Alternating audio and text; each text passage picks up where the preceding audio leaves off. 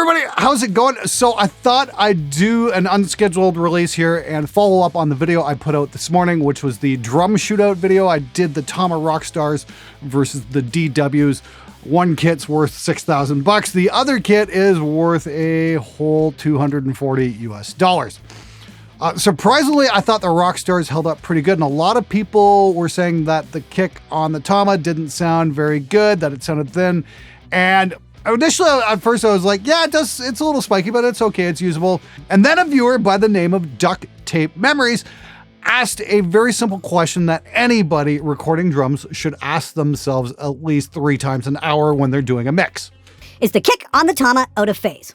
You know, I initially dismissed that question because I thought, okay, I did this with the Lewitt Rex mic, and I mean, like, this thing is brilliant. It's designed to be perfectly in phase all the time. It's got 2 elements. It's got a condenser and a dynamic element, and they're perfectly phase aligned. This thing is absolutely flawless. But curiosity got the better of me, and I took a look at the tracks, and wouldn't you fucking know it, they're out of phase! Son of a bitch! Now, we tracked this way back on December 31st, and this is before I rewired the drum room. This is using the old system.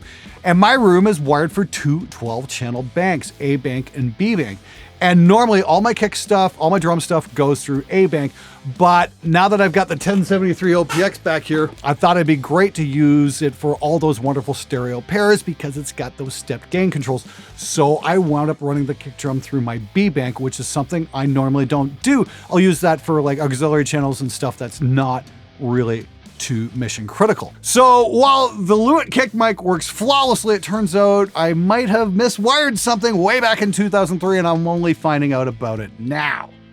Now, this is the thing. It turns out that the kick sound was even out of phase on the DWs as well. Let me roll you guys some A/B tests, and I'll show you exactly what's going on with the kick sound.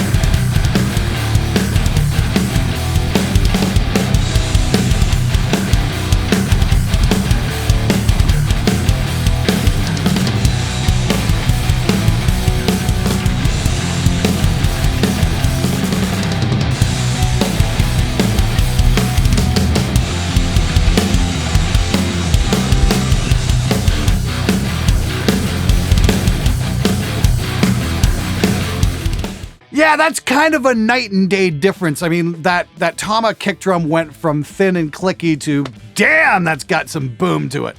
Same thing with the DW. I thought the DW sounded pretty good, but when it's in phase like it's supposed to be, it's like, oh yeah, there's the sound I wanted. Now the full mixes sound extremely full, and I'm super happy with how that guitar sound turned out. A bunch of you guys commented on that, and if you'd like to see a mix breakdown video on that, and I can show you exactly how I got the guitar sound, I'd love to make it for you. Let me know in the comments below if you'd like to see that video.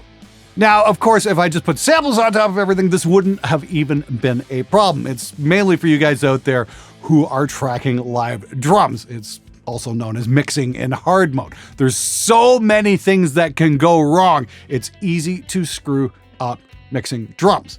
And it just goes to show, even when you've got years and years and years of experience, some things can still get by you. And it's always a good idea to run your mixes by your friends and hopefully get some constructive feedback. And that points you in the right direction so you can see what the problem is. Now, if you guys want to take a closer look at things, of course, I've got the tracks available for download.